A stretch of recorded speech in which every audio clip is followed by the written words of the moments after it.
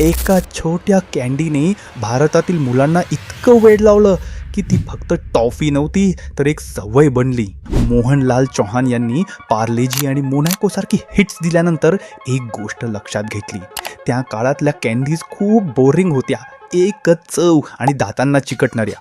इथे त्यांनी गेम बदलला. त्यांनी लॉन्च केलं पॉपिन्स, रंगीत रोलमध्ये येणाऱ्या कँडीज.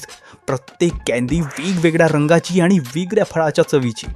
पण खरी जादू इथे होती, मुलांना कधीच कळत नव्हतं पुढची कँडी कोणत्या रंगाची येणार. तो छोटासा सरप्राईजच त्यांना पुन्हा पुन्हा खरेदी करायला भाग पाडत होता. आणि मग त्यांनी अजून एक चाल खेळली. त्या काळात मुलांना कोलाची चव आवडायची, पण बाटली महाग होती.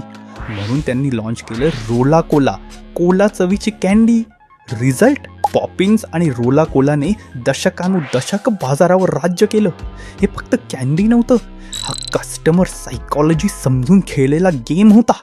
अशा छोट्या वाटणाऱ्या आयडियाज मागे मोठं लॉजिक लपलेलं असतं. ज्यालाही समजणं उपयोगाचं ठरेल त्याच्यापर्यंतही नक्की पोहोचवा.